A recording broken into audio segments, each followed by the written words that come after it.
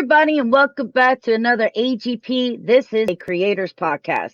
As always, before we get started and we introduce our host, we have to give a shout out to all the amazing sponsors that we have. So, of course, a big shout out to the Gem City Comic Con coming to you July 24th to 25th this year at the Dayton Convention Center in Dayton, Ohio. To the Champion City Comic Con, which is normally in October. And so if they're run by the same people, so more than likely we'll be seeing dates for that soon. To the UVN, the Underground Video Network, bringing you coverage of everything that's happening in the tri-state area of Ohio, Indiana, and Kentucky, and anywhere else that they travel. They've been doing this for 20 years. You definitely need to check them out. To Sean Forney Illustration and their independent comic, Scarlet Huntress. To Hazard Production and their all ages comic, Peanut Butter to Jelly. And of course, to their more adult comic, Roadkill Rampage. Of course, you can check both of these guys out every Thursday night and Friday night over on their channels. Make sure you check it out. They do a sketch off. It's a lot of fun. And if you want more information, make sure that you're following us here on Facebook, Instagram, or Twitter, because we always post when they're going live. And of course, to Mess Comics. These guys are amazing. They're based right here out of Cincinnati, Ohio. Their comic takes place in Cincinnati, Ohio, and it has one of the strongest female protagonists I have ever seen. On that note, I have the most dearest and sweetest and kindest. And on top of that, let me show you something, ladies. He could dress up as Han Solo. This man is the man. He takes us into Storrieville. Mr. Paul Storrie. Hey, Amanda. Hi, everybody. Wow. When you were given that introduction until the Han Solo picture went up, I was like, crap, she's cut me for another guest. Look, that picture is bomb. I'm sorry. I don't care. That is bomb. Straight up. Like, that is one of the greatest things I've ever seen. Ladies, get this guy, get him, snag him while you can. Because the only thing better than a guy that could dress up as Han Solo is a guy who actually comes up to you and goes, so do you want to come back to my place to see my Darth Vader costume? Yes, I really would. Let's go. I have never said that. No, but I have been asked that by a guy. Very nice. So welcome to AGP, Paul. This is your first time. It is. And, so be gentle with me. Maybe. Okay. All right. Fair enough. Yeah. We've talked about it before, but scheduling has never really worked out right. Well, you're always busy. Why you always gotta be busy? I don't know. I'm either busy or I'm pondering, like writers do. I was going to say before we get busy, but that would have sent the wrong message. So, of course, as everybody, you've had to adapt due to COVID and things like that. So how has the adapting gone for you? I have spent a year feeling guilty. Although, like many people, my work has slowed down, but everybody's like, oh no, I have to stay at home and do this or do that. And I'm reading more or I'm watching some more TV or working on projects. I'm like, yeah, that's my life. I feel bad because I'm like, oh no, I was prepared. This was already what I was doing. A little less socializing, a lot less socializing offline, but I'm not really a social butterfly anyway. I've just got a few groups of friends that I hang out with every once in a while. So I feel bad. It's been a lot less stressful for me. Sorry. Nice. Oh no, I think this pandemic was made for people like you and me, comic creators, artists, podcasters, gamers. They're like, are you going to be able to cope? Yeah, I got this. No problem. Yeah, we're good. I got a couple streaming services. It might be okay. My mom's like, you're okay with this? I'm like, yeah, this is the life I always wanted. Yeah, I'm better with this than going out there and getting sick. I'm better with this than going out there even when there isn't a pandemic and dealing with people. Fair. I mean, I'm sorry. If you see me at conventions, usually I seem very kind of upbeat and gregarious, but like internally I'm going like, ah. I like meeting people. I like talking to readers. That's great. But I am not like the world's most outgoing person, generally speaking. You know what? I get that. Like a lot of people go, oh, well, you're either introverted or you're extroverted. You can actually be a little bit of both. Yeah. Like people, you know me, I'm very out there, personable. I talk to everybody. I don't care. I have no problems with striking up a conversation with a complete stranger. Then I do stuff like this and I am nervous. I'm Mhm. actually nervous every time I do a podcast. Anytime I see my face, uh-uh, there's always this stage fright right before the show. It's like, I really meant to be doing this. You do great. But I totally get it because one of the things about being a creator is you kind of you don't change who you are, but you do have to put on somewhat of a show, a little bit of a persona of a little bit of extroverted because that's how you get people drawn in. Yeah. I don't know how many times I can say this. No matter what you do in life, especially if you're a creator of sorts, people will sometimes buy your stuff just because they like who you are as a person as much as they like the work that you do. That can, and especially true like in convention appearances. If you make a good impression, people are more willing to check out what you're doing. You know, if you come off as loud or obnoxious, I guess some people make that work. I cannot. And, But I mean, don't go tackling somebody in the aisle. yeah, yeah. Well, I had a buddy who uh he had a comic called Meat, and he would stand and loudly proclaim, "Buy my meat," and I mean loudly.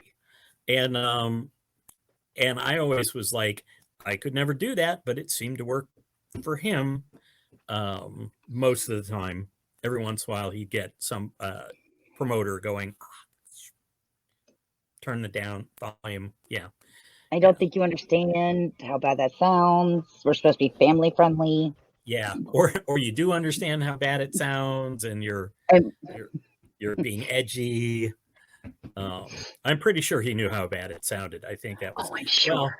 Although I can't take too many shots because, as you know, my website and sort of my uh, DBA, if you will, is Storrieville, Mhm. which is inspired by an area in New Orleans. That particular area is actually the red light district. Keep talking. I know my Yep. dog can't get into her gaming chair. No worries. No worries. So, but the first time I saw it, I just went, "Oh, Storrieville, cool. I like the sound of that." And so I started using it and realized that it was the red light district in New Orleans. Although I do a lot of kid-friendly stuff, I thought it was kind of funny anyway, so I stuck with it. Besides, it's spelled different. Right. Yeah. So, Oh my gosh. There's Paul. Say hi to Paul. You're not, you're not the host or the star, right? well, maybe the star. Maybe I should just like take my face off and just put my dog's face and put headphones on her and just There talk you for my dog. That might be go. interesting. Ooh. No, I actually do know the red light district in New Orleans. I actually got to go to New Orleans in 2001. Ah, So really nice. yep. I did go during Mardi Gras. Ooh, now see, wow, that would have been much for me. I went Roger Price, who used to run the lamented Mid Ohio Con, which is no longer going. Roger ran a show down in New Orleans for a couple of years that I went to called the Big Easy Con, which has since been adopted by somebody else. But I went down there a couple of years and I loved it, and made a point to go all the way down to the end of Bourbon Street so I could hang out in Storrieville briefly, because there's more going on there than just the red light district. So, birthplace of jazz. It's so pretty. Yep. Even their graveyards are gorgeous. Oh yeah, definitely. I'm just like, I love it here. Yeah, I regret that I haven't been back. It's funny when you're traveling for conventions, you go and you see all these places, and people always say, "Oh, what do you think of the San Diego Zoo, for example?" And I'm like, I don't know. They're like, "Well, you went to San Diego for like 6-8 years running," and I'm like, "Yes." And I went and got my hotel room, and I hung out with my buddies that I see like 2-3 times a year, and then I was in the convention center. Yeah, I don't think people realize when we go to these conventions, we don't sightsee. We go to the convention. Right. It's not, well, they think of it as a fun thing, and we think of it as business. Work. Yep, it is work. It is definitely that. I mean, not that we don't have fun. We do. But yes, and if you're in different positions, like somebody kind of higher up the success ladder or notoriety ladder than I am, I know several people who like would take a day off and go, hang out with their family at the zoo or something like that. Right, but that's in their contracts. Yeah, I can't really afford to do that. So. And the rest of us are sitting there going, okay, buy my stuff. Hey guys, how's it going? All right, let me do some networking. And the networking is fun, but at the same point in time, it's still work that you're doing. Exactly. Because you're never not networking in these businesses. You're always reaching out, seeing what other people are working on, what the buzzwords are, and maybe contacting like an artist, I really want to work with this artist. Oh my gosh, they're at this show. Let me talk to them, see if they like this story idea, see if they want to draw it. Yeah. Or even if it's like just meeting somebody that you know their work and you want to you just like it's a little different than just going up to get an autograph for a fan. It's like you get to meet people as colleagues or peers, or as what my senior seminar professor in college called junior peers. Sometimes they're really awesome. Sometimes you see their true color and you're just like, never mind. Well, that's true too, but really, I'm right here and you shouldn't talk about me like that. Oh, Paul, I love you. You are in my top 10 of favorite people on the face of this planet. Wow, you have got to get out more, but thank you. Okay, but look at the people you hang out with. Christy, who I love her more than Star Wars. Like, that is my Dr. girl. Branch? Yes. And Tom Zoller, and you hang out with some really incredible, nice people. And you're an incredibly nice person. Well, thank you. So are you, which is why I'm happy to be here. I'm happy to have you here too, because I haven't interviewed you since we were at Akron, and I did it for the UVN, the Underground Video Network, with Richard Catterjohn. And wow. We were talking about your Robin Hood comic, which is based off of Robin Hood's daughter taking up the mantle. Yes, that is correct. ROBYN of Sherwood, Robin with a Y. Not really because that's a feminine, although it tends to be nowadays that if women are named Robin, they often will use the Y. But right. In the old days of when there wasn't standardized spelling, Robin with an I or Robin with a Y was all the same thing. But when right. I was first doing the book, I went, okay, I want the connection, but I don't want people to look on the page and wonder who they're talking about. Like makes sense. Little John says, oh, Robin did this. And it's like, wait, Robin the dad or Robin the daughter? Right. So, and it makes sense to know which one you're talking about, even if it is just changing a letter in the name. Yeah, a little visual cue and and it kind of just fades into but that way there's never any confusion on that. And it's also a great way to where you don't have to like punch in, Robin the woman, because, you don't ever want in your creations, your focus to be what they are, whether it's the color of their skin, their religion, their sexuality, their gender. It's more of who they are as a character. What they do defines who they are, not their outward exterior. Yeah, I try to avoid doing designations especially in the text. Right. You do really well. Yeah. So, well, thank you. But yeah, that was actually my very first book. But I think when you interviewed me, it might have been when we finally got the collected edition out, which is the way that it's available now. The remastered edition, as we like to say, because the first version, we had 3 artists, I think 4 inkers, 3 or 4 letterers, because it was right at the tail end where Caliber was shut down for a while, and that was right at the tail end when we were in our book, so we did not have a consistent team, and so it made it difficult. So when we went back, my buddy Rob Davis, who had done the 4th issue, redrew the whole thing so that it would all look the same, with the approval of the original series artist Michael Larson. And then I got that Tom Zoller guy to do lettering for the whole thing, because he started out as the lettering. Now, of course, he is a cartoonist, writer, artist, man about town, famous. He's famous nowadays. Award nominated, blah blah blah. But let's not talk about him. But you do have to thank him, because thanks to him, you have immortalized yourself, because you got to name a pony. Yes, I used to tease Tom a little bit for writing and occasionally drawing My Little Pony.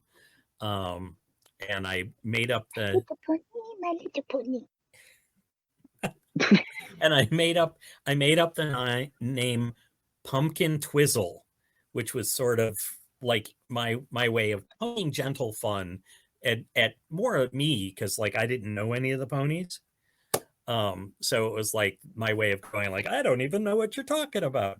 But later Tom turned it around and created a character that he put in one of his pony stories. I think it's cool. I do too. It certainly, and then actually he recently, he named a character, Paul Storrie or something like that. I believe, isn't that her? Is that, well, that's, okay. Is that Pumpkin? Yeah. Mm-hmm. But so I named one character, and I had one named after me. that was the one that's like Paul's. I'm not sure if it's Paul Storrie, Paul Pole, and I'm not sure if the I don't know if it was Starry or Story or something, but and Tom will be harsh with me for not remembering. But so I provide, when I'm not busy creating comics, I'm busy inspiring them. I must find this pony. It's Pole something, Pole, because at Baltimore, I'm always by the big cement poles, that the big cement supports. Okay, well, I will have to look at that later, because I typed in Pole and My Little Pony, and I got pole dancing ponies. So. Oh yeah, yeah. You really, whenever you're looking for pony stuff, you have to be very like put on your safe for work. You're mute. And besides, you're a pony. That makes you like a god. I want to be a pony. Well, you just need to know the right people, I guess. Tom, I want to be a pony. And you could, chat up Tom or Andy Price or Katie Cook or I'm trying to remember. I know Andy Price. I've never met Katie Cook. It's funny to me because I met Katie years and years ago. So it's always a little weird to me when it's like people are like, oh my God, Katie Cook. And I'm like, yeah, Katie over there. Yeah. What about it? I'm echoing. Uh-oh. But you sound like a god over voice. I do hear it slightly, but it is what it is. Yeah. I think you have speakers on, so it goes through the speaker and it's coming back through the speaker to me. I will put on my headphones.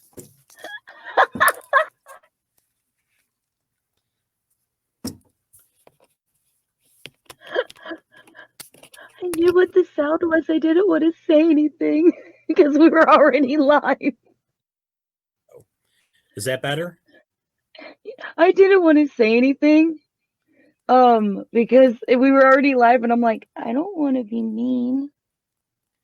So sorry about that. It's okay. But you can still hear me, right? Oh, yeah. Just fine. Okay. I'm like, as soon as we started, I could hear it, and I'm like, okay, that's okay. I'm not gonna say anything. Paul is like, and again, I will say this so many times today. Paul is the nicest person on the face of this planet. No, you nicer. Are. But no, and we have a lot of, and the fact that we get along so well about opinions on certain people, love it. So actually, I'm not so nice because I have. You are nice to people who are nice to you, but when you find out, my friends, right? But when you find out they're a vile, despicable person, it's not like you're not like me. You're not like taking their clothes and lighting them on fire in their front lawn. But you don't speak to them, and you have nothing to do with them, and you're like, and even you're like, I have nothing nice to say about them. Fair. So again, you're still better than me because I'm like, oh no, see this person at that, and that. No. See, the difference is you light somebody's clothes on fire on their lawn. I light somebody's clothes on fire while they're wearing them. Oh, you're going to jail. You have to be sneaky about it. No, I have never set anybody on fire. Scout's honor. I have never set anybody on fire on purpose. Yeah, maybe I should put that caveat in there. So I feel like we should apologize to Colton in the comments. Exactly. So many lawsuits being drawn up now. The God, he's no longer. Oh yeah. So she'll totally get over it. She'll live. I'm sorry. Video evidence. Yes. But we didn't name names, so you still cannot prove. And I said mine was on accident. Mine was a complete fireworks accident. We got bored and we just took we took 15 or 20 fountains. We're like, let's just put it in the bonfire. Bad idea. Yeah. Thank you. No worries, she's not picky about her pronoun. She's not. You've probably have seen her. She's my secretary. She runs my tables at shows. Have we met, Colton? She can't remember. She's probably drank since then. So surely you mean sparkling water or something like that. Yes, of course. 3 older brothers. I was called a boy a lot as a kid. Lamau. So your other claim to fame. So you're a pony. You've named a pony, and you got to do Gotham Girls. I did. I was the I had watched there was a webtoon called Gotham Girls, featuring many of the ladies who had been on Batman the Animated Series. It was really fun, and I had been doing some other animated series comics for DC, and I was like, why is there not a Gotham Girls series? And so I pitched my editor, who had worked with me on Batman Beyond, and he said, "Oh, I'm not doing that anymore. So it's you want to talk to Joan Hilty?" And so I got in touch with Joan, and you know, kind of kicked some stuff around, and that's got it going. Which is, it's really wild now, because we finally have the collected edition of that book that came out last year. And it was coming out really close to around when Gem City was supposed to be, or something like that, wasn't it? Yeah, I think it came out like late February. Because if I remember correctly, I had it at the Great Lakes Comic Con, which is usually in February. So I think I had it in February, and I was very excited to bring it to Gem City, and then and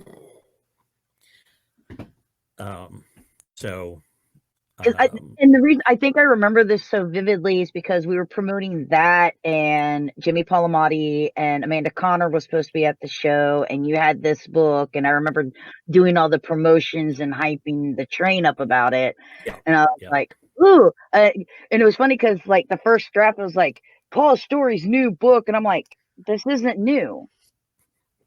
Well, it took quite a while to get collected, though. So so I as I've said, collection. So I was so I'm like sitting there just trying to figure out everything, like, huh? And then I finally found your information on. I was like, oh. It's funny because the collection online, when somebody from a fan site had run across the information, and I was like, what do you mean? No, they would have told me if that was coming out, but I was wrong.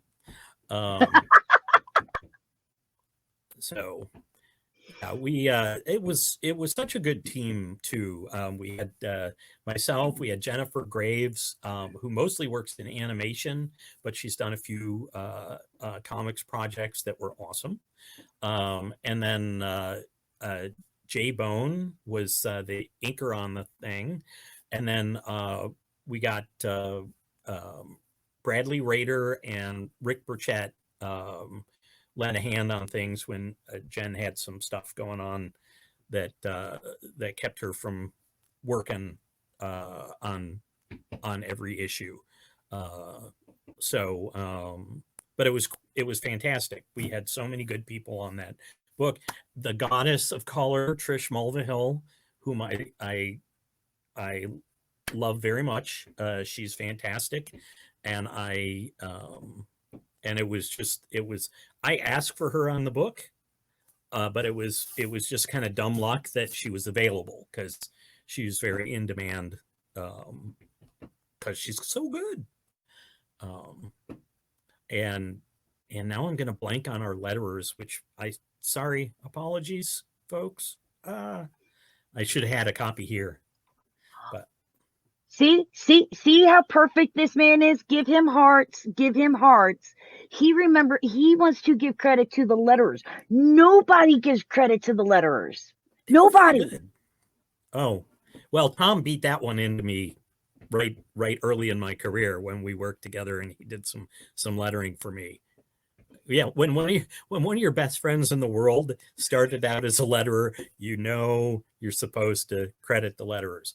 Right. So it's just so funny because like you never see anybody go, well, I got the artist and the writer, I'm good. And I'm like, and then like they're like, what are you waiting on? I need the letterer and the inker, and if I could get, like, I want everybody on mine.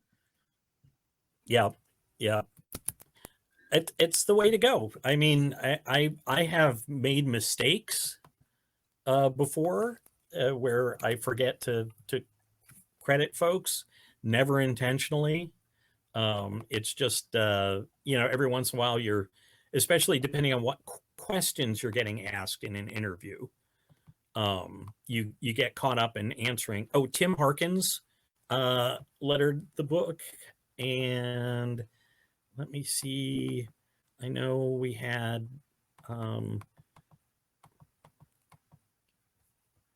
and Phil Felix. Tim Harkins and Phil Felix were the editors. And also, I should shout out to my assistant editor, Harvey Richards, and the editor, Joan Hilty, without which there would have been no book.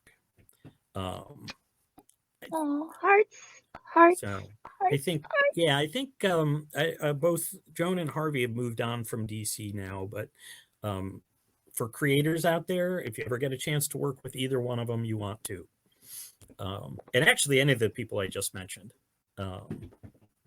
So because you have worked for both. You've worked for Marvel and DC. A little bit more for Marvel or for DC than for Marvel. For Marvel, I did an adaptation, well, a book, a story in a Mutant X book inspired by the TV show.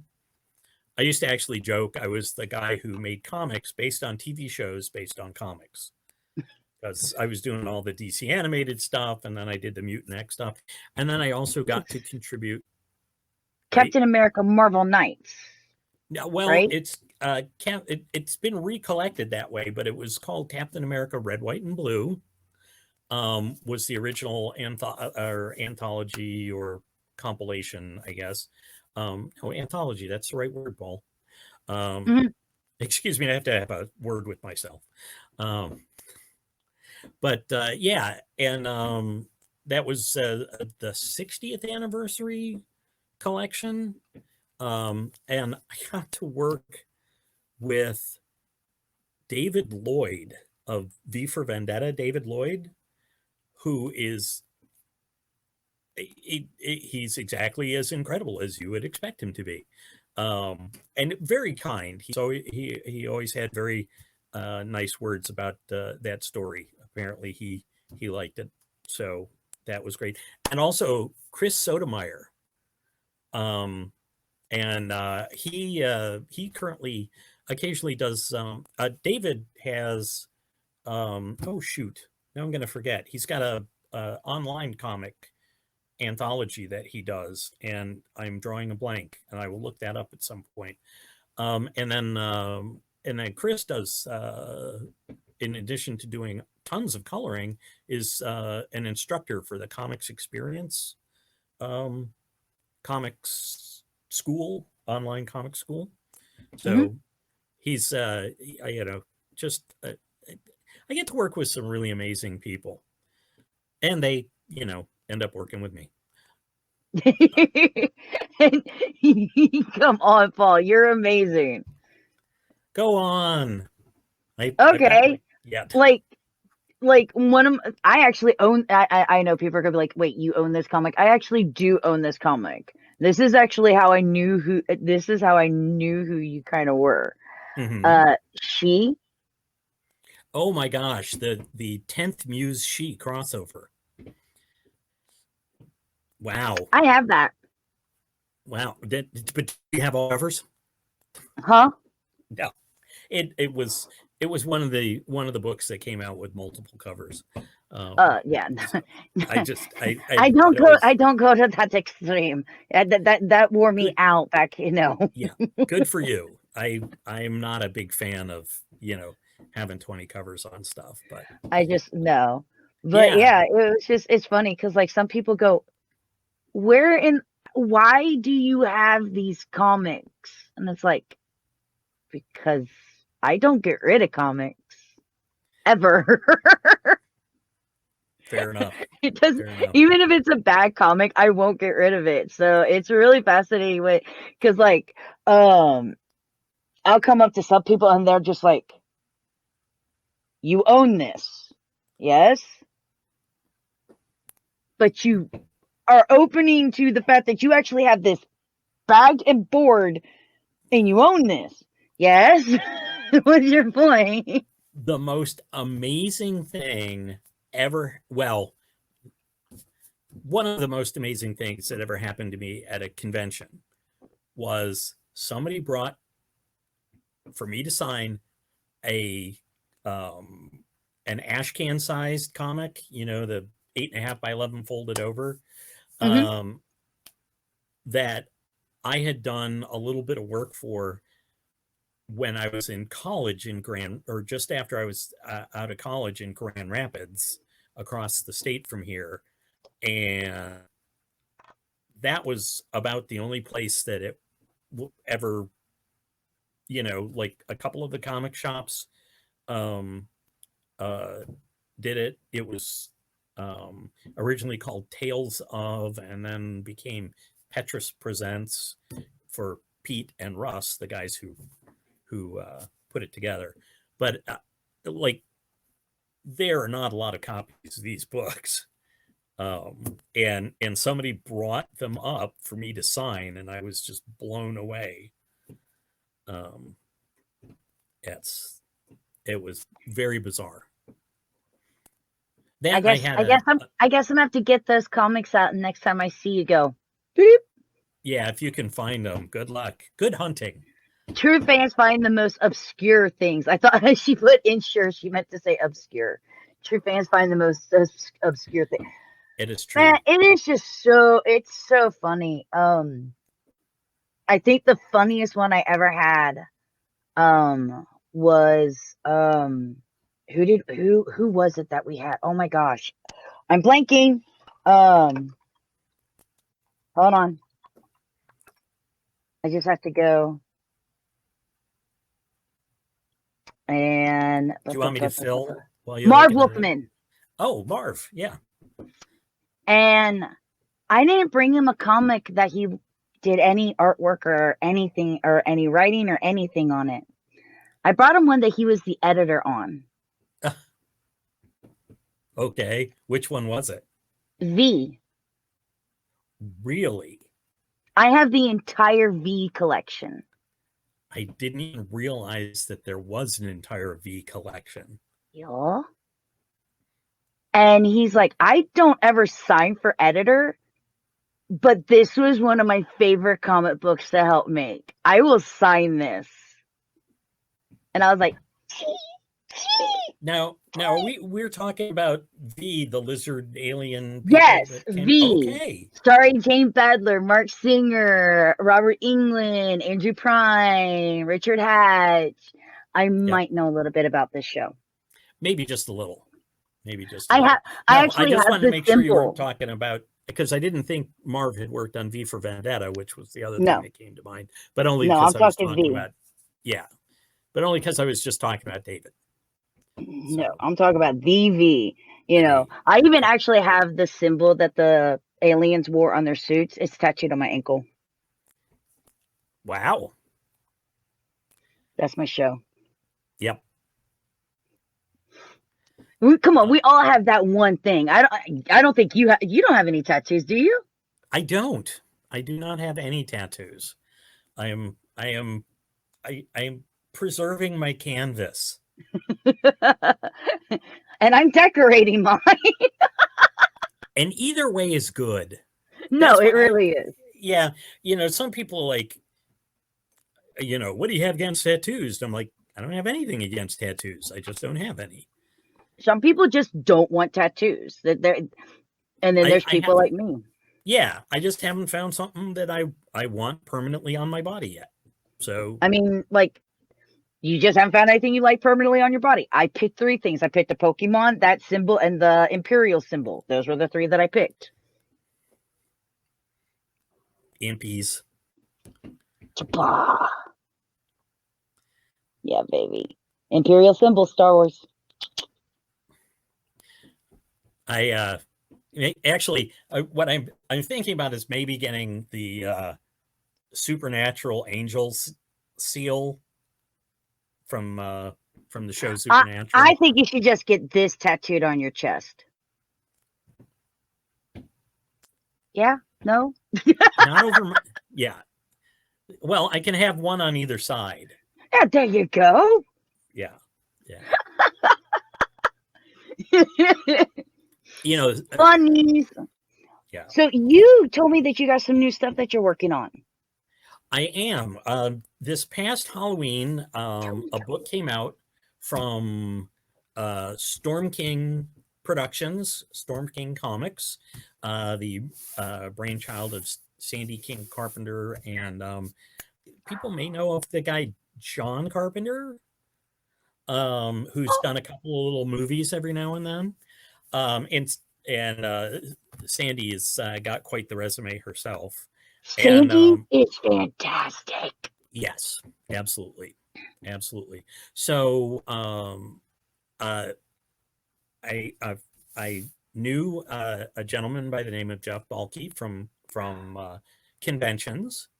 He does a webcomic called Stanley the Squirrel. And he had been talking with Sandy about doing an all ages spooky comic for to as part of the Storm King Kids line. So Jeff and I put together a story, and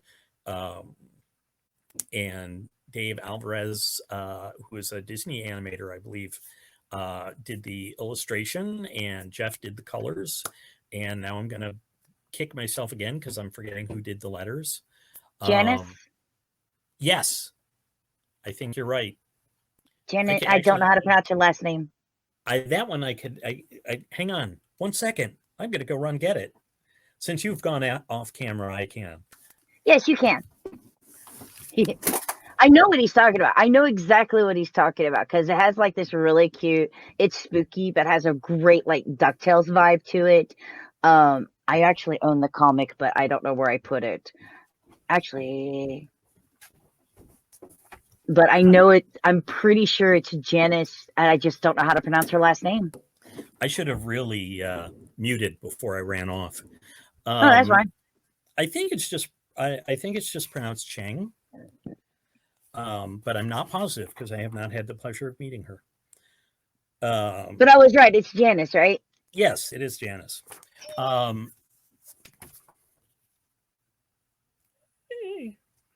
Got good reviews. So we're doing a Hi, Jay. That's Jay from Mess Comics. Hello. Stanley's Ghost is a fantastic book. It's very, how do I put it? Because I know I said DuckTales while he was gone, but it kind of reminds me of a little bit of like Count Duckula. It gives me like that that's a pretty Count Duckula kind of feel. Yeah. But, yeah, I mean it's inspired by like Warner Brothers cartoons and Disney cartoons and that kind of stuff. At least that was the takeaway that I took when Jeff introduced me to the strip. But it's like the idea was to give and this was Sandy's thought, was to give kids something, like you don't want to scare the bejesus out of them, but give them some spooky fun, something to get started on. And there's a few chills and stuff in it, but it's all ages appropriate.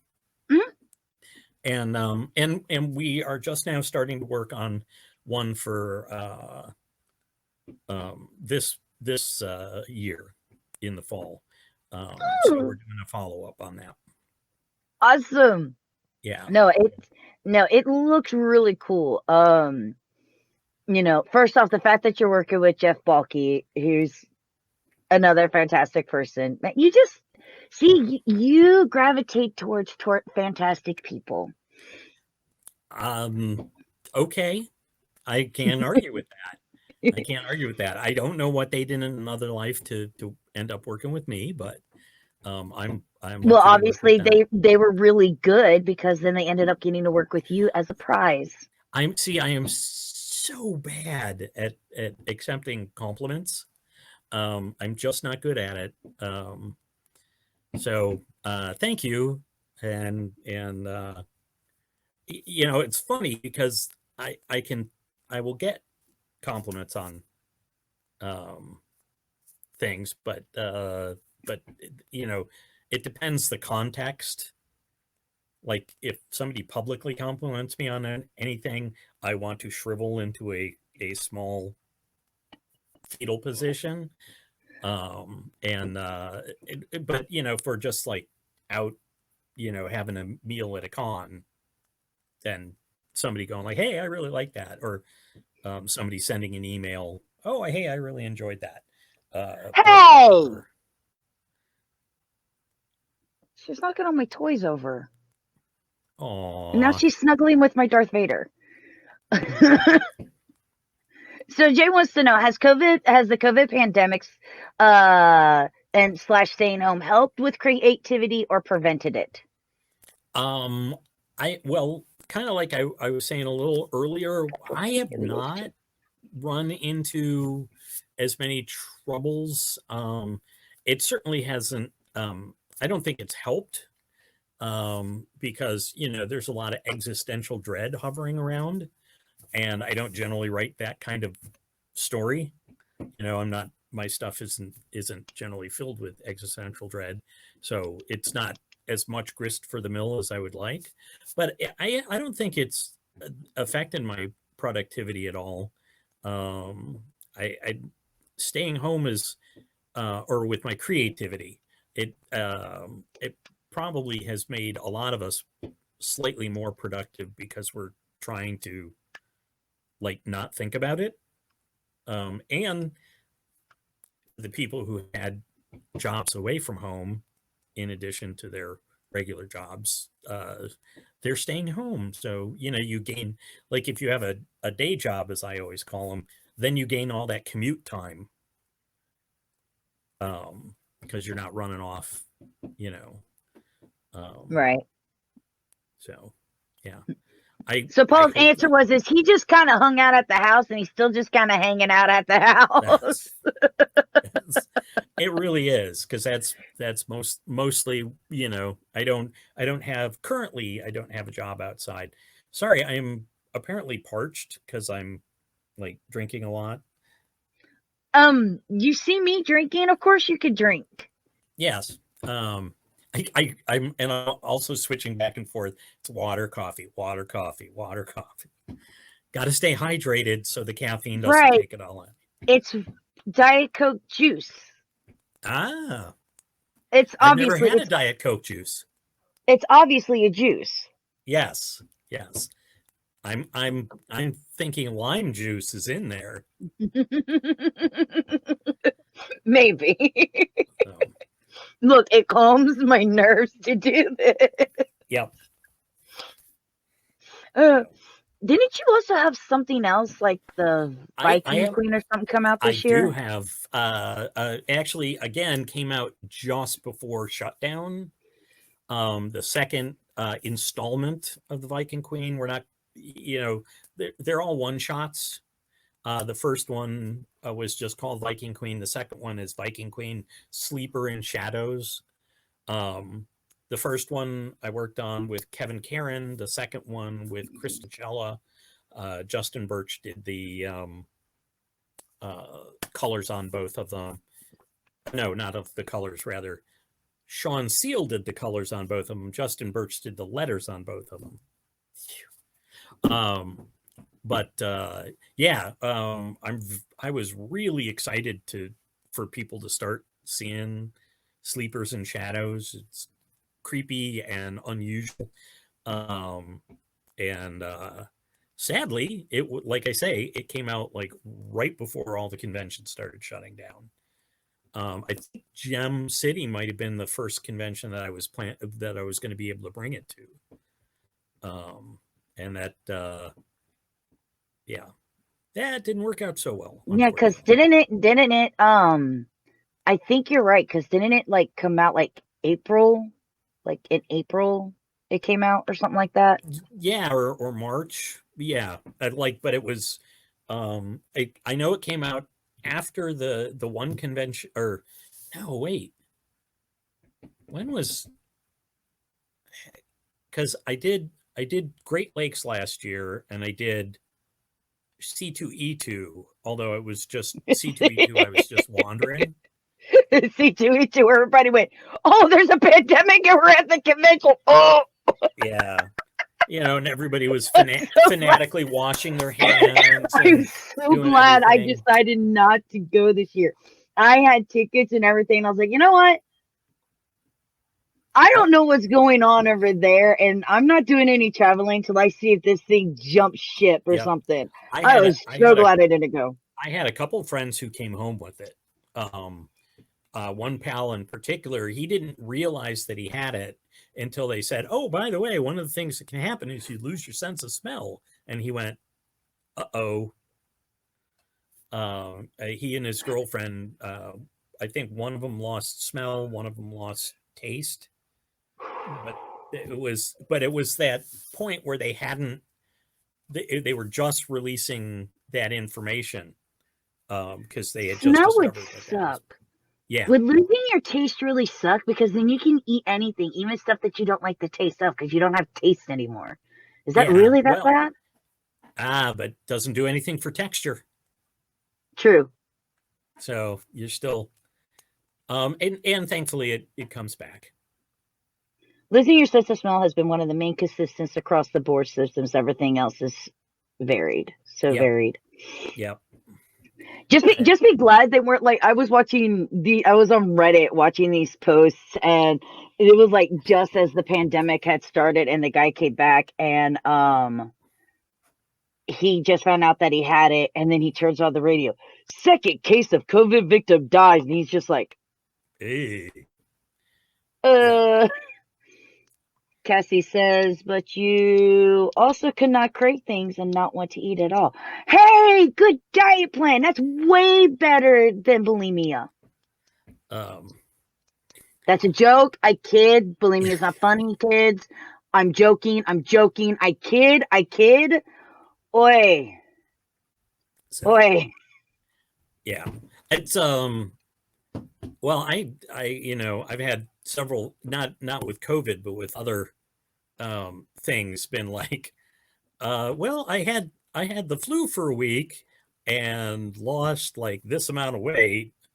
Um, Actually, one of my medications, my doctor was like, "Oh, and it kind of makes you a little nauseous, so you might not want to eat as much, so you may lose a little weight." And I'm like, that's not actually how that works. If my stomach is going, bleh, I want to put something in it to settle it down.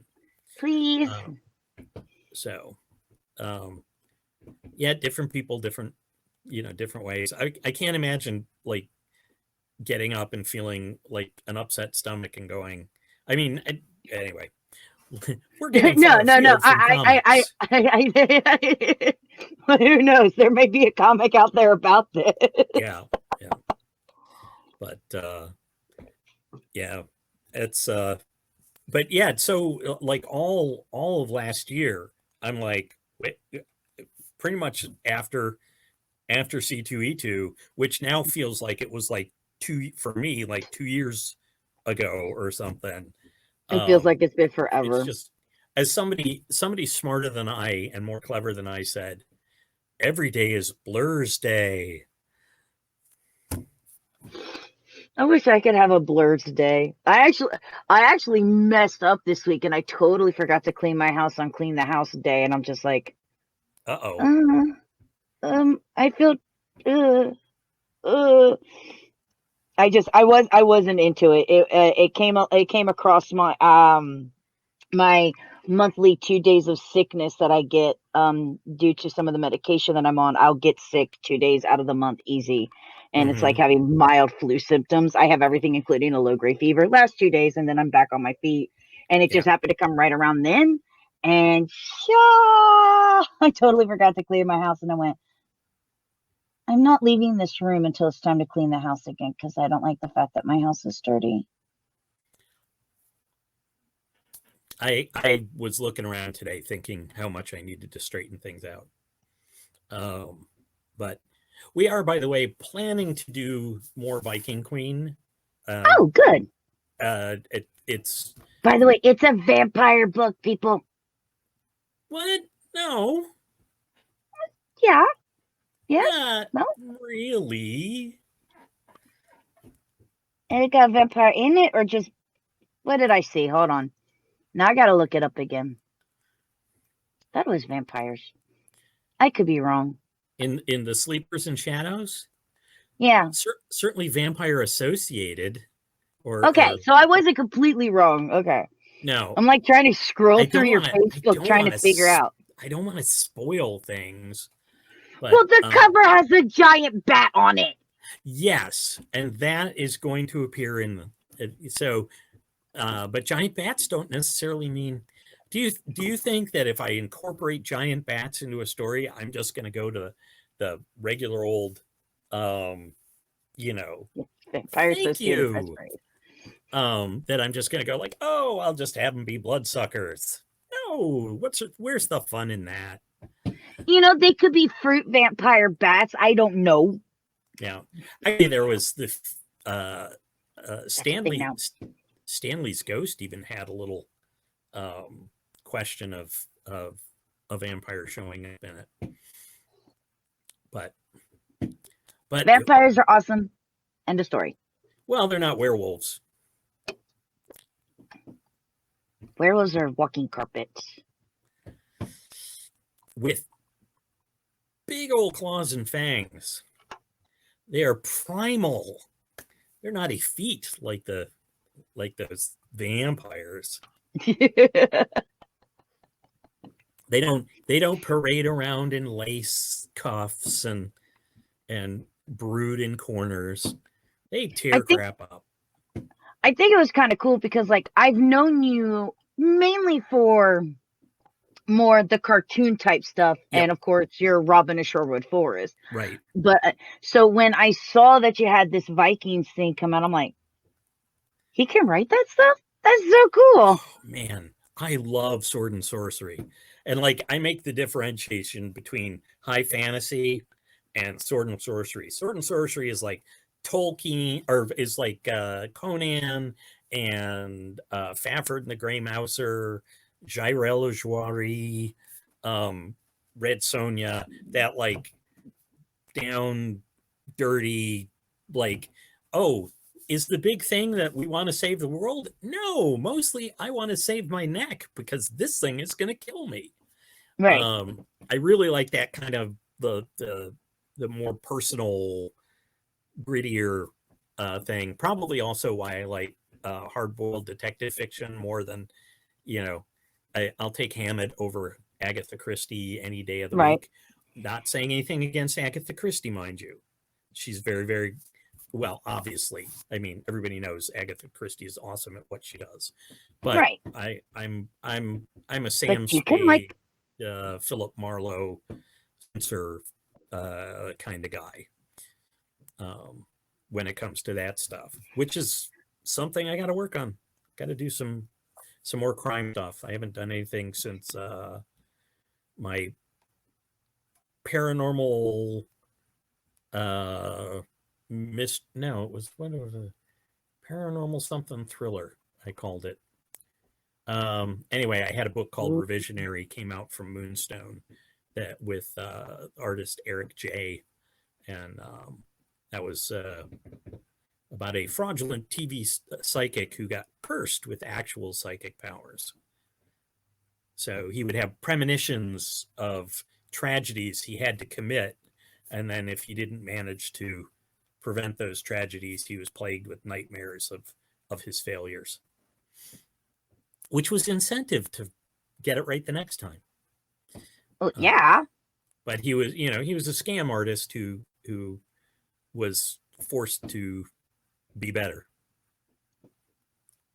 So that was a lot of fun too. So you said you said a magic word, paranormal. So Yes. you really like the paranormal type stuff. Do you believe in ghosts? I do not. I know. Okay, everybody Everybody's say like, hi to "Wait." Paul. No. Everybody's like, yeah, I love it because it's fiction. It's made up. I don't believe in the supernatural really much at all.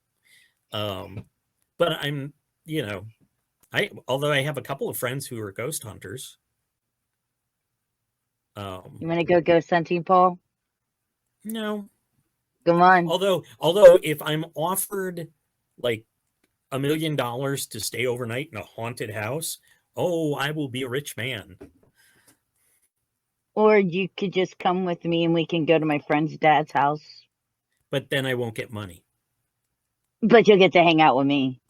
Well, that's fair. That's a treasure beyond price. Exactly. Yeah. Until you're yeeting out of the building going, take me home. Because even I won't even go into his dad's house at night. I'm like, no. My dad, or actually it was my dad would tell me the story about supposedly one time my grandmother woke up after my grandfather died, and she saw him at the end of the bed, and he reassured her that everything would be okay.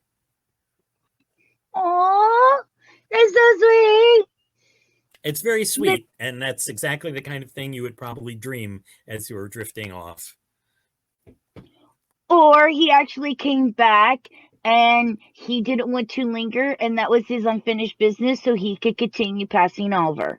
It's possible, but that's it. It seems like the rules are very sporadic on that sort of stuff. Because I'm not passing over. I'm coming back and torturing those that ticked me off in life. Oh, don't you know, though, if you come back as an angry ghost, you could burn out entirely. Didn't you watch Supernatural? I got up to the tar people. Oh, the Leviathan. Yeah. Yeah, those. Yep. I can never remember the name of them. That season was so boring, and I just call them the tar people. Okie dokie. So I never finished it. And I'm going to be honest, the only reason why I even started watching Supernatural is because Jensen's in it, and I used to watch Jensen back when he was on Days of Our Lives. Ah. Sort of like the people who continue to watch Nathan Fillion from when he was a soap opera guy, which I can't remember which. I just watch Nathan Fillion because he's Nathan Fillion and he's a god. Come on.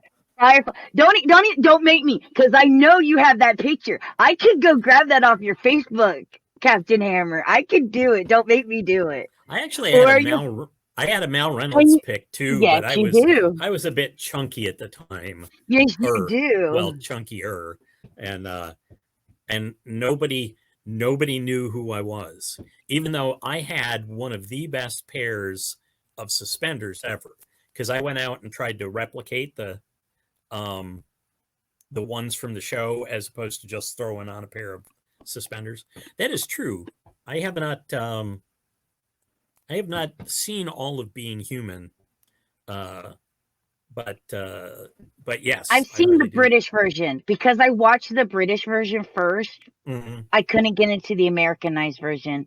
Don't ever watch a British version, which is the original, that America adapts, because America screws it up and you're just like, no, I can't watch this. Although there are a few notable examples. Three's Company was adapted from a British show, and Sanford and Son was adapted from a British show. I will say that currently. Yeah, the attempt to adapt Coupling in America was awful, even though they had a great cast. Or when they tried to do the IT Crowd. Oi. Didn't they have the same guy as Moz, though? Yes. And still didn't work out? No. No. Well, kind of like reading a book before watching the movie. I actually run in the one thing I have not had a problem with was I have read the Expanse books, And even though they vary from the TV show, both are wonderful. Oh. So they made So some different choices. Anybody want to watch me give Paul a heart attack? I don't read books. I read comic books, but I don't read books. It just makes me sad. I'm sorry, Paul. I've got everything else. I can't. And I will be honest. I'm sorry, Paul. I'm sorry. I always say, oh no, I made Paul cry. I'm the most horrible person on the face of the earth. Oh my god. You made me unleash the puppy dog eyes. I'm sorry. I'm very... It helps that I have naturally down-sloping eyebrows, by the way. So when I do the... Yeah. Big guys. So, and as you can tell by my failed dramatic performance, I like many, I'm a frustrated actor and or stand-up. Hey, reading is great. Tell me about it. I can't. I get so bored. I have to move. I have to fidget. I have to. You can't fidget while you read? No. No. Like when I'm playing games, I'm moving my arms and my hands and stuff. The comics, I could quickly get through it. When I'm working on my stuff, there's a reason why there's drinks and stuff that I don't do when I'm podcasting that you see me do off camera. And that's because I have to be doing about 5 or 6 different things almost at any given time to be able to function. I really do. It's like I'm doing this and I've got something going on the PS4, and then there's the dogs that I'm watching, plus I'm also watching this through the stream manager while paying attention to everything that's going on with Gym City all at the same time. I have to be multitasking or I'm no good.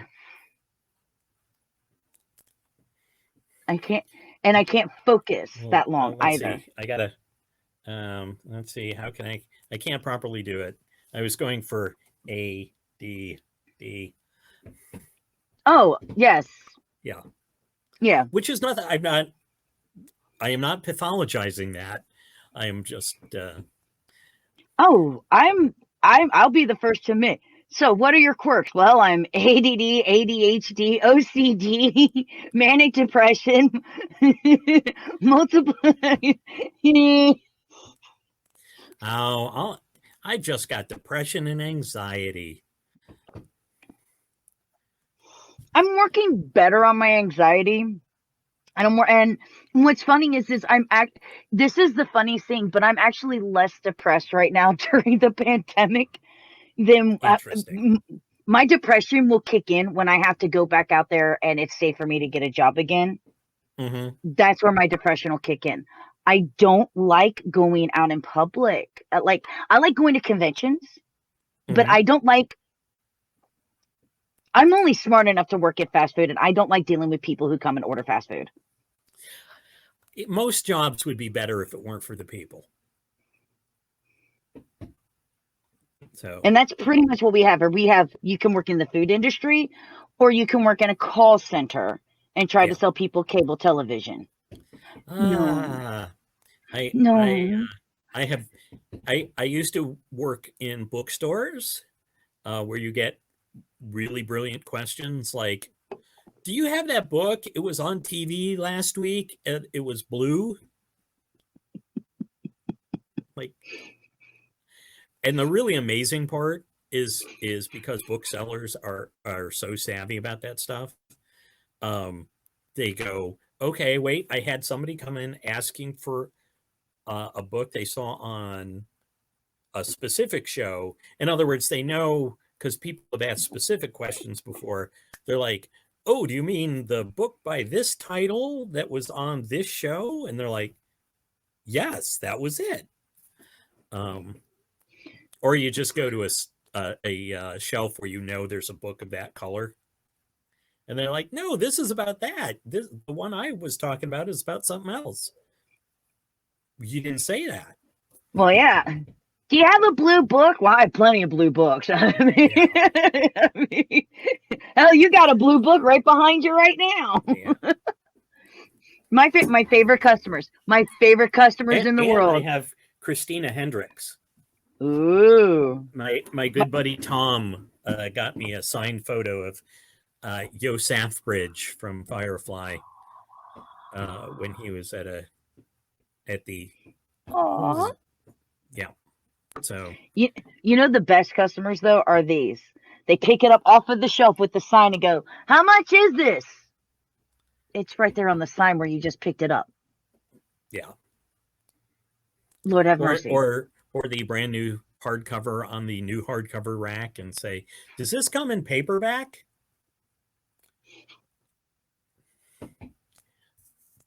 Well, in about a year it will. So It's just funny. It's just so funny. So do you have anything else that I know you're working on the new comic coming out the return of a comic that's coming out in probably in the fall. this fall. Anything else? Nothing on schedule right now. There's a lot because I've been working on one of those things you don't read. It's a sword and sorcery buddy book. Okay. Now, if you wrote a book and you sent it to me, I would read it. I thought for sure you were gonna say I will skim it. I will use it to even my table. No. Because I will be honest, I do have a friend who's an author, and I do read her books. It just takes me time to read her books. Yep. Because I'm like, I gotta play a video game. Yep. Oh, you need audiobooks. You can do while you're doing other stuff. Yeah, I do actually listen to audiobooks on YouTube. It helps me go to sleep. Oh, there you go. So yeah, nothing else right on the schedule. I'm working on a couple other creator-owned books and talking to a couple of people about some other stuff. But and like I say, we're hopefully going to be doing enough more Viking Queen to do like a collected edition.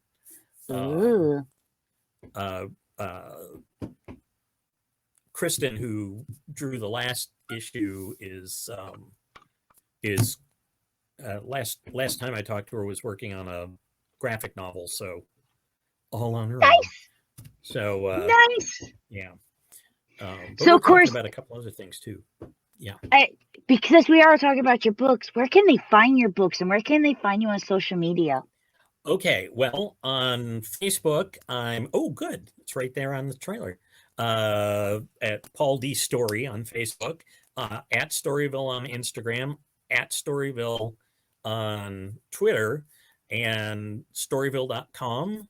People can find the Storrieville Bookshop on it's a square store, but there's a link from my site. So if I've still got copies of something to sell, it's on there.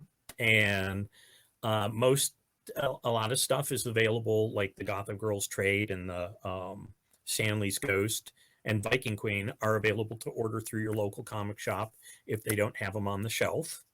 So their normal sources, Diamond or Ingram or whoever, can get that into the store.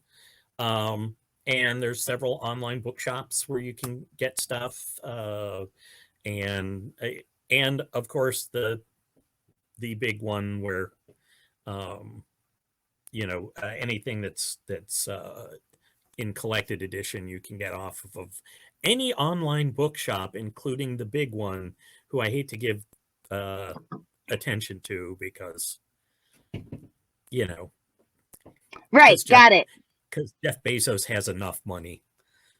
Got it. Yeah. But hey, get it how. And also, a lot of the stuff is available on Comixology. Yes. And oh gosh, what's the other one?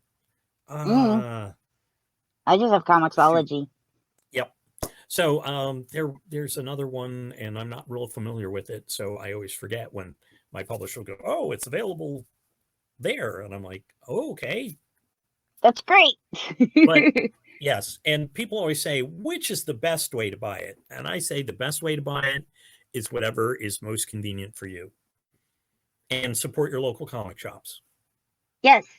And if you want some suggestions, I suggest, of course, I will pulp his Vikings because that's his, but I haven't read it.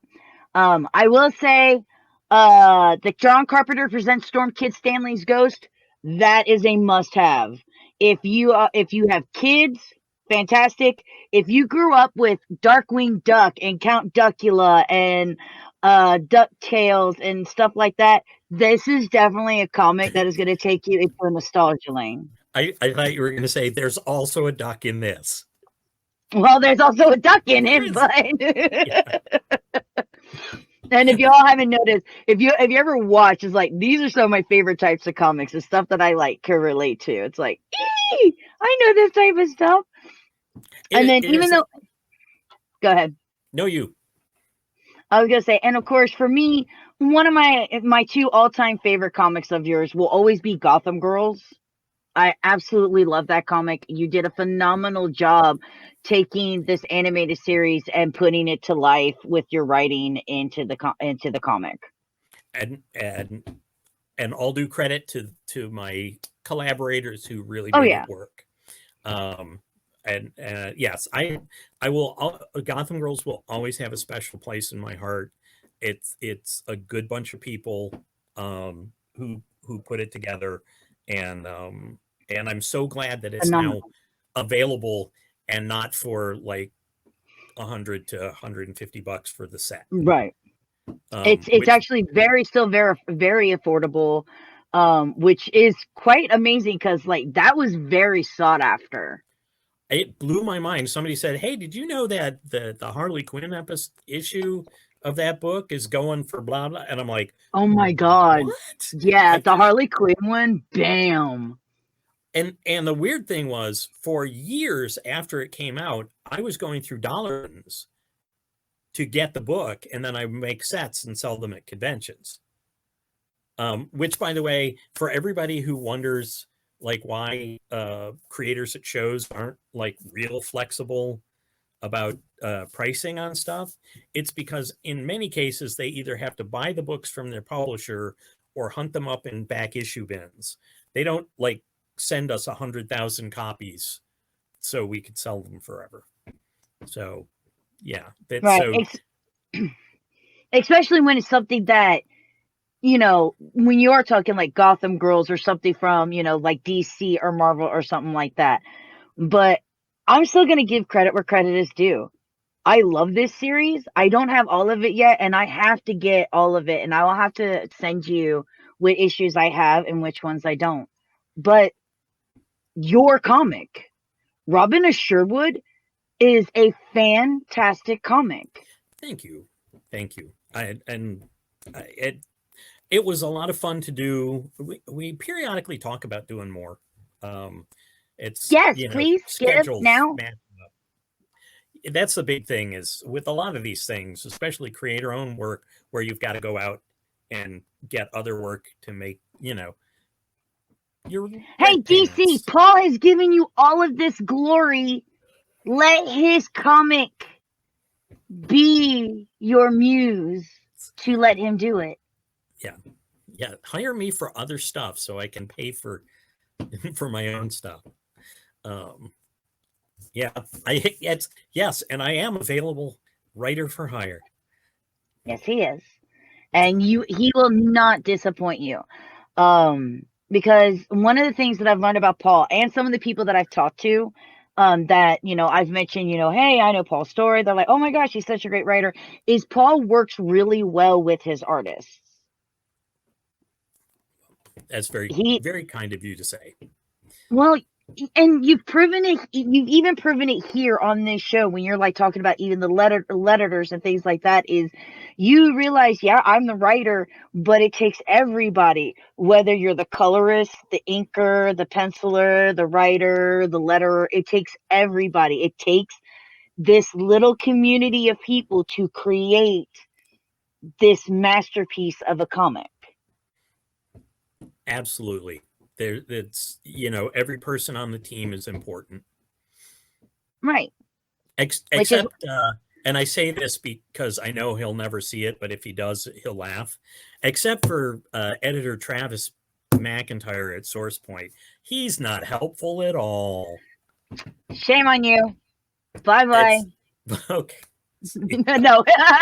Shame on him. He goes bye-bye. We don't need him. Okay. I thought you were like, you bad mouth. You. Not you. I would never be like, get the heck off my show. No. Travis likes to bust my chops, and I like to bust his back. Actually, my absolute favorite, we were talking about people you talk to at cons and stuff. I've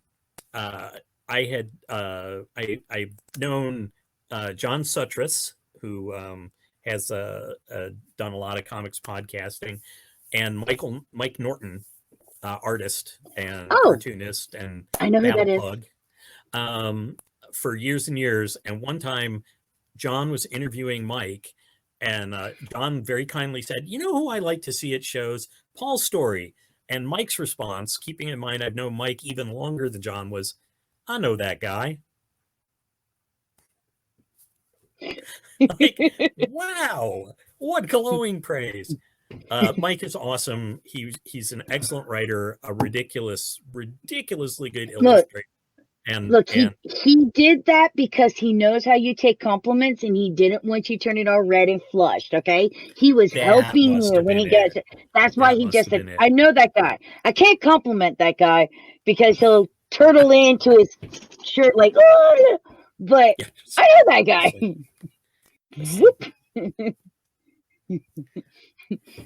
Obi-Wan Kenobi. People are complimenting me.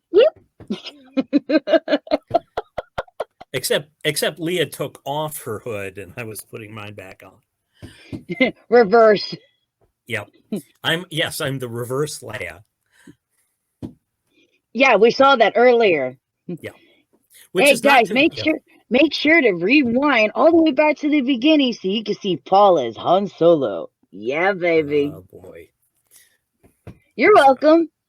I took that so picture much. And I had that sitting in there all day. At least you didn't. Somebody took a picture from Baltimore Comic-Con where I'm at my booth being a clown, and I used it in an interview as an interview photo. And somebody else made like a photo taken by Bruce Guthrie, by the way, who does a lot of photography for conventions, specifically Baltimore. But they like made this little metallic trading card kind of thing out of it, because I guess they that's one of the services they get, like artists and writers and stuff to make these collectible things that they can sell at their table, kind of thing.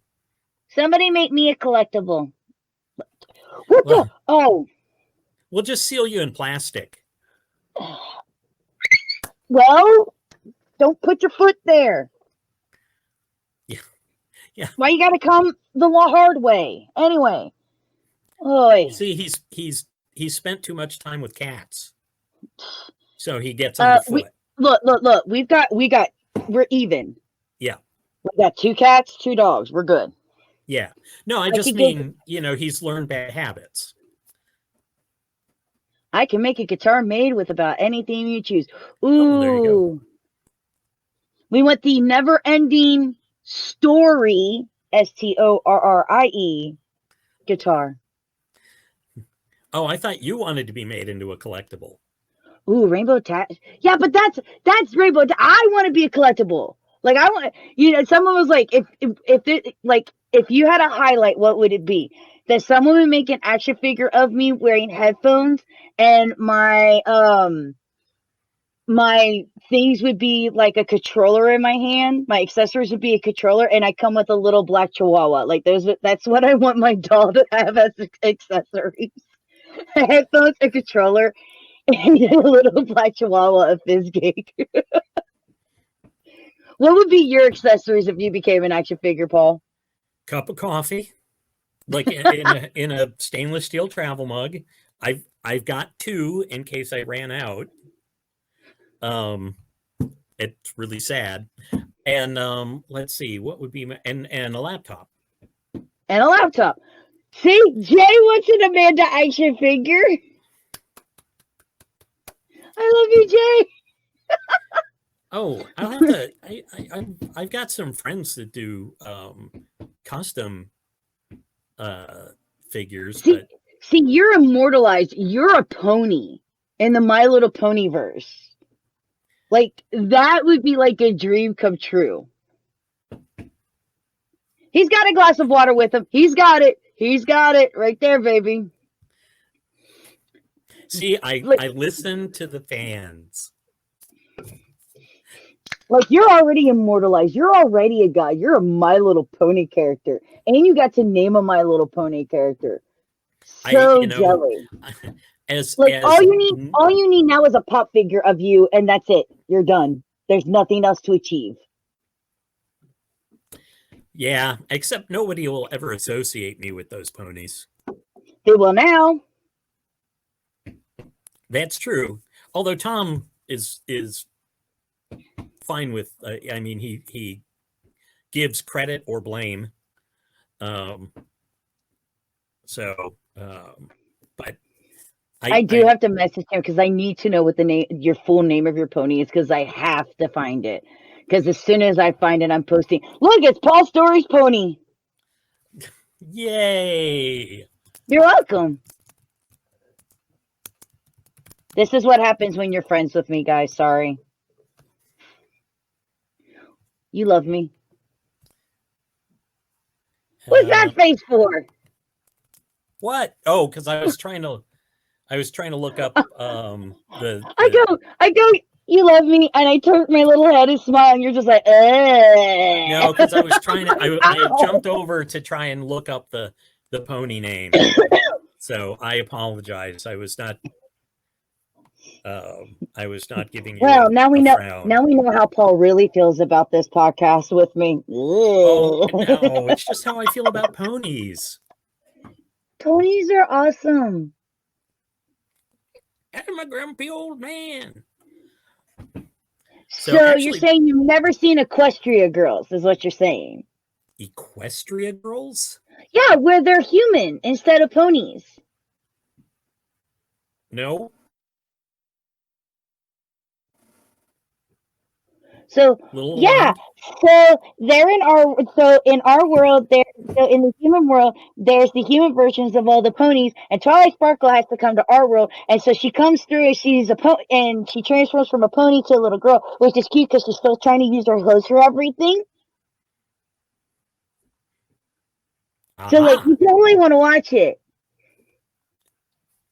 Sure. Rainbow Rocks is the best, by the way. The second one's better than the first. Okay.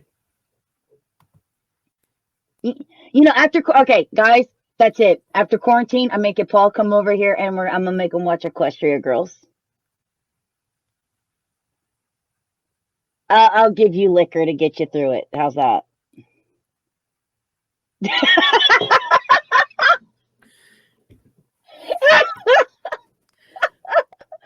I smiled.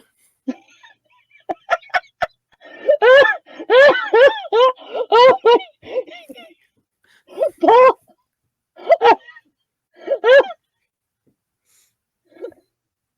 It's a liver. No, it is not a way to justify inappropriate pony movies. No. I love Equestria Girls. I have the figures in my bedroom.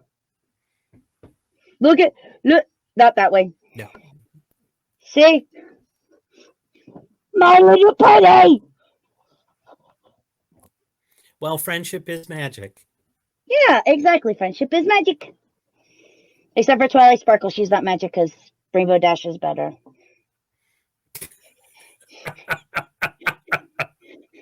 Look, I'm not even putting. I'm not even doing that.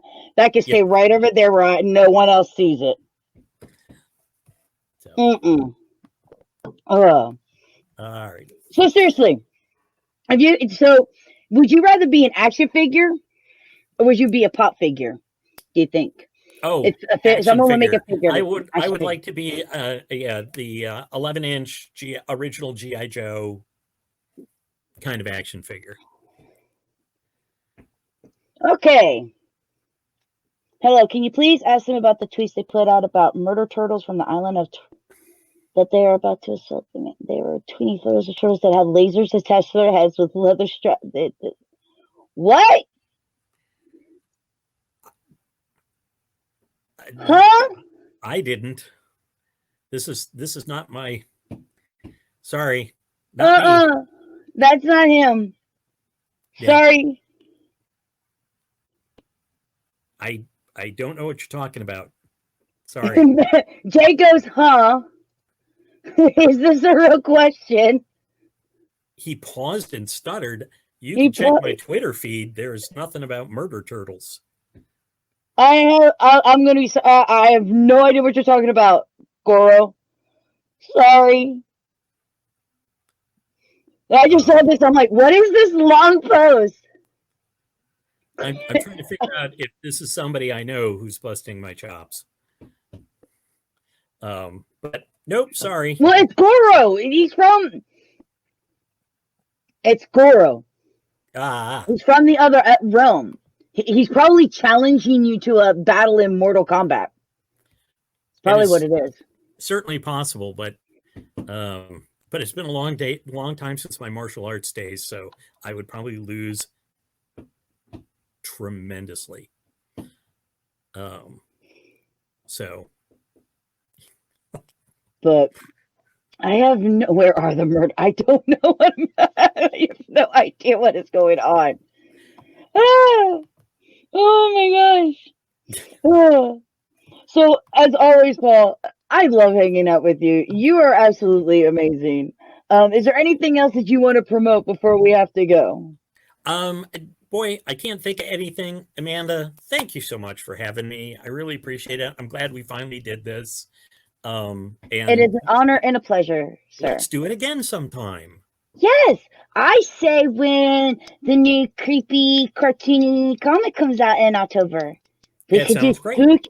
We could do Spooky Time in Storrieville. See, I've already got the title for it. Excellent. Sounds good. Sounds good. All right. Of course, as always, everybody, don't forget, check out Paul Storrie. Again, you can find him over at Facebook at Paul D. Storrie. He's on Twitter and on Instagram at Storrieville. Check out his website, storrieville.com, where you can find out all about the comics that we've talked about here today. Make sure that you're following him on his social media so you can keep up with all the works that he is up to. We can't thank him enough for being on AGP. And of course, as always, thank you guys so much for joining us. Thank you for chatting and watching. We greatly appreciate having you as a part of the community. Don't forget to please follow us on Facebook, Instagram, Twitter, and please, if you're not already following us here on Twitter, please go ahead and do so. On that note, thank you, Paul, for joining AGP, and we'll see you guys on our next stream. Bye.